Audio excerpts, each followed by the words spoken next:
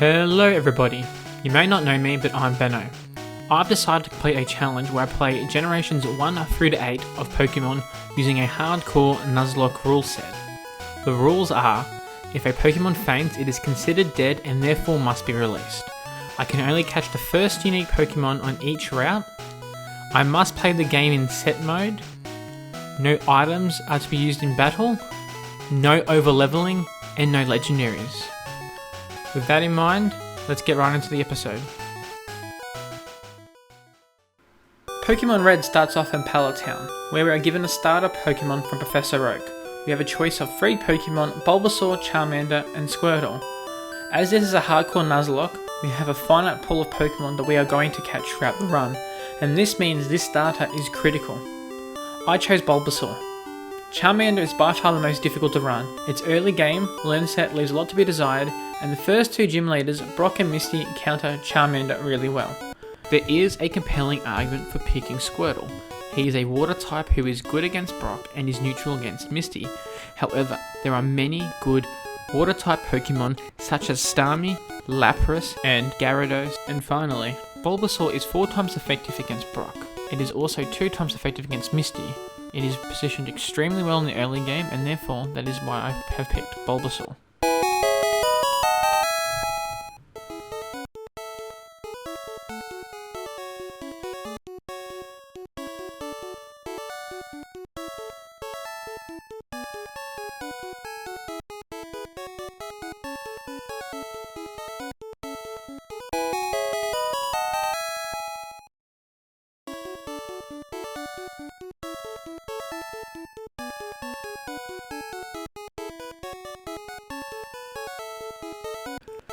As we are about to leave with our new Pokemon Bulba, our rival challenges us to a battle.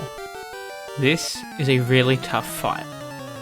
Firstly, Charmander is faster than us and it has a higher attack, and therefore we are in danger of dying here. We have to either land multiple critical hits, or the Charmander has to miss multiple times, or keep using Growl.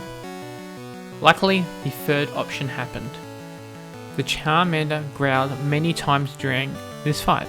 As you can see, I have put a growl counter on the side, and at the end of the fight, Charmander growled 8 times, and even then, I barely escaped with my life. After the rival fight, we are able to head north through the tall grass. If you know the plotline of Pokemon Red, you'll know that we'll need to go to the Pokemart. The cashier there needs a parcel delivered for Professor Oak. Why they trust a child with a random parcel for somebody is anybody's guess. I get a couple of encounters along the way for EXP.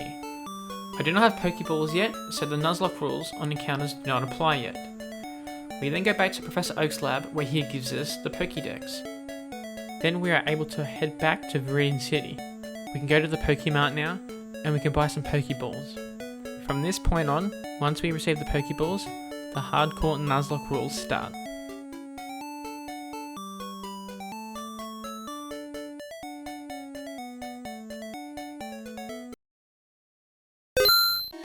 Alright, so let's go for my first encounter, hey? What are we gonna get?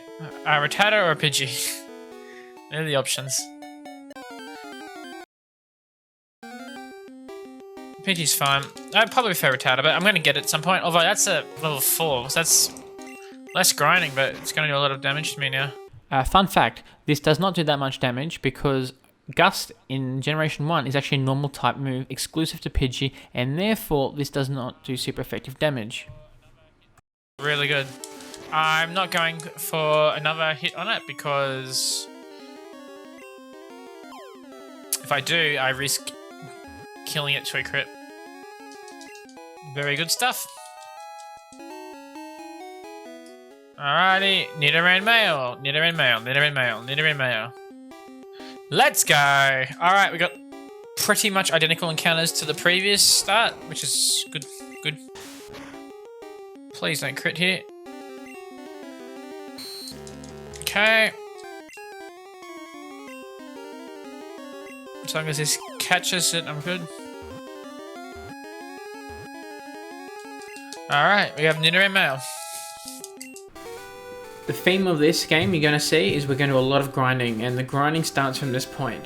We are going to get a couple levels here just so we can do the rival fight, and that way it will make it easier to get more levels because trainer battles typically you get more EXP from.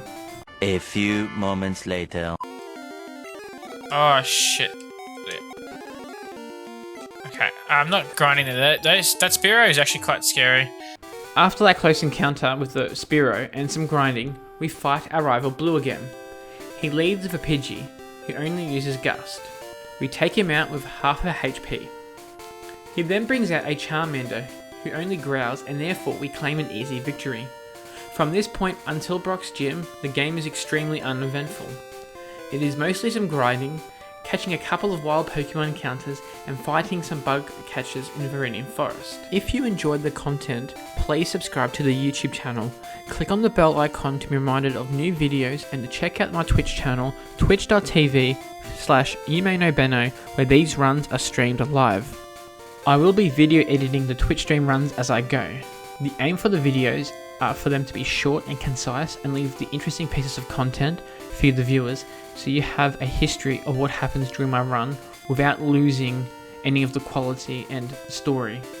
The main reason I'm doing these videos is so you can have a history of all my Nuzlocking runs, because on my Twitch stream I intend to do a Generation 1 to 8 challenge, where I complete each single generation of Pokemon games from 1 to 8 before the release of the new Pokemon Diamond and Pearl remakes.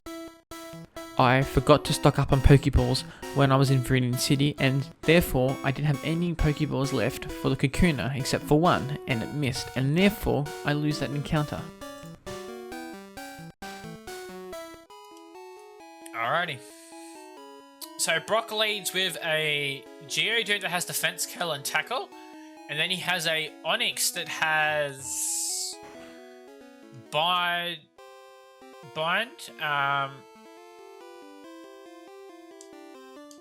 Tackle, Tail Whip, I think. So even in the event that the Bulbasaur is low, I have other options to win this. I still have the Rattata, who does Hyper Fang.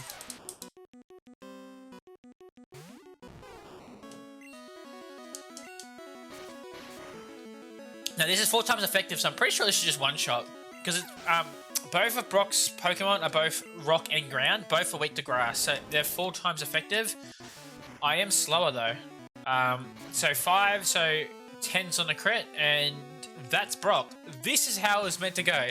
Much easier than my last stream, because I lost my Bulbasaur in grinding stupidly due to a Generation 1 miss, but I should have played around that, so that's on me. And I got the Boulder Badge, and then I'm going to get Bide, I believe, or Wrap. No, it's Bide. Flash, but we don't get the TM yet. TM34.